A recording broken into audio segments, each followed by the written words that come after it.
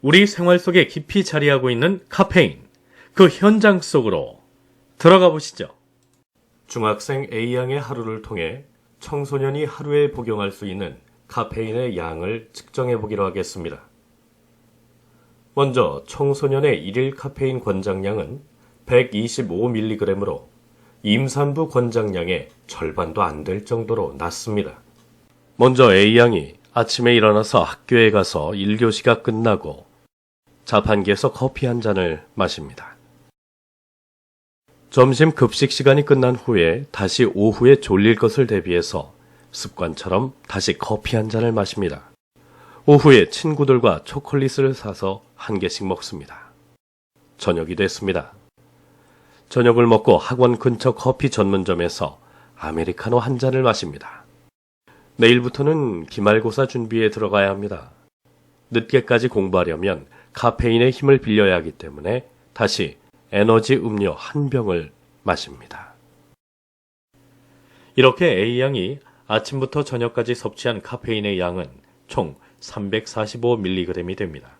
청소년 일일 카페인 권장량 125mg의 2배가 넘습니다. 176%나 더 많은 카페인을 섭취한 것입니다. 물론 여기에 카페인 표기가 안 돼 있는 콜라나 요즘 유행하는 과라나 추출물이 들어간 음료까지 마신다면 측정 불가능입니다.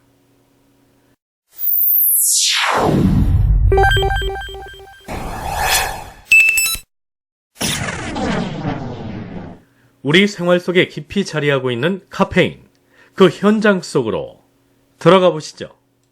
중학생 A양의 하루를 통해 청소년이 하루에 복용할 수 있는 카페인의 양을 측정해 보기로 하겠습니다. 먼저 청소년의 일일 카페인 권장량은 125mg으로 임산부 권장량의 절반도 안 될 정도로 낮습니다. 먼저 A양이 아침에 일어나서 학교에 가서 1교시가 끝나고 자판기에서 커피 한 잔을 마십니다. 점심 급식 시간이 끝난 후에 다시 오후에 졸릴 것을 대비해서 습관처럼 다시 커피 한 잔을 마십니다. 오후에 친구들과 초콜릿을 사서 한 개씩 먹습니다. 저녁이 됐습니다. 저녁을 먹고 학원 근처 커피 전문점에서 아메리카노 한 잔을 마십니다. 내일부터는 기말고사 준비에 들어가야 합니다. 늦게까지 공부하려면 카페인의 힘을 빌려야 하기 때문에 다시 에너지 음료 한 병을 마십니다. 이렇게 A양이 아침부터 저녁까지 섭취한 카페인의 양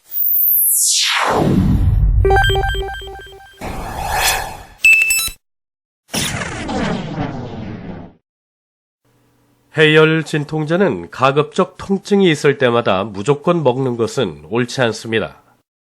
열이 나는 것은 우리 몸이 스스로 병을 이겨내기 위한 면역 반응이므로 특히 아기의 경우 38.5도가 넘고 지쳐 보이면 해열제를 복용하는 것이 효과적이지만 열이 있으면서도 잘 먹고 아파 보이지 않으면 40도가 넘어서 사용해도 괜찮습니다. 특히 두통이 계속될 경우 반드시 의사의 진료를 받고 원인을 찾는 것이 중요하며 가급적 단일 성분을 사용하는 것이 바람직합니다. 복합 진통제는 단일 성분 진통제로 듣지 않는 경우에 일시적으로 사용하며 만약 습관적으로 사용하면 오히려 두통을 유발하거나 심장에 대해 부작용을 일으킬 수 있습니다.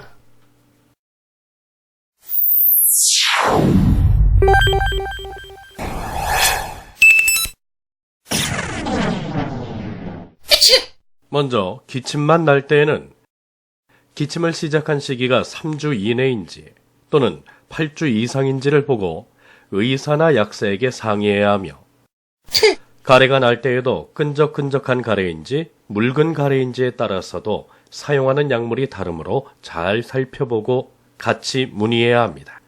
기침을 멈추는 성분은 뇌에 있는 기침 중추에 직접 작용하기 때문에 현기증이나 두통을 유발할 수 있으며 기침이 심할 경우 충분한 수분 섭취와 습도를 잘 조절하는 것이 중요합니다. 다음으로 콧물 코막힘 치료제는 졸음과 함께 운동신경이 둔화되거나 어지럼증을 유발할 수 있으므로 공부를 꼭 해야 하는 수험생이나 운전을 해야 하는 경우에는 반드시 졸리지 않는 콧물 감기약을 구입해서 사용해야 합니다.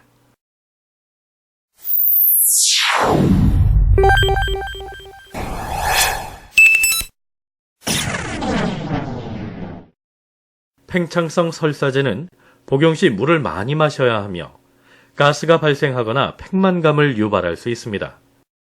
마그네슘 제제는 장기 복용할 경우 고칼슘 혈증을 일으켜 구토와 의식 소실을 일으킬 수 있습니다. 자극성 하제는 7일 이상 장기 복용하면 내성이 생기므로 반드시 단기간 사용해야 합니다. 장기적인 변비약의 사용은 오히려 우리 몸의 필수적인 성분들을 너무 많이 배출해서 여러 가지 병의 원인이 될 수 있습니다. 오랫동안 대변을 못 본 상태에서는 변비약을 먼저 복용하면 심한 복통을 일으킬 수 있으므로 먼저 관장을 해줘야 합니다.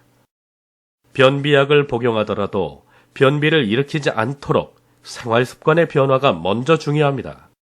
규칙적인 걷기, 장 마사지, 섬유소가 풍부한 식사, 수분의 충분한 섭취가 중요합니다. 그리고 유익한 유산균이 있는 정장제의 복용도 효과적입니다.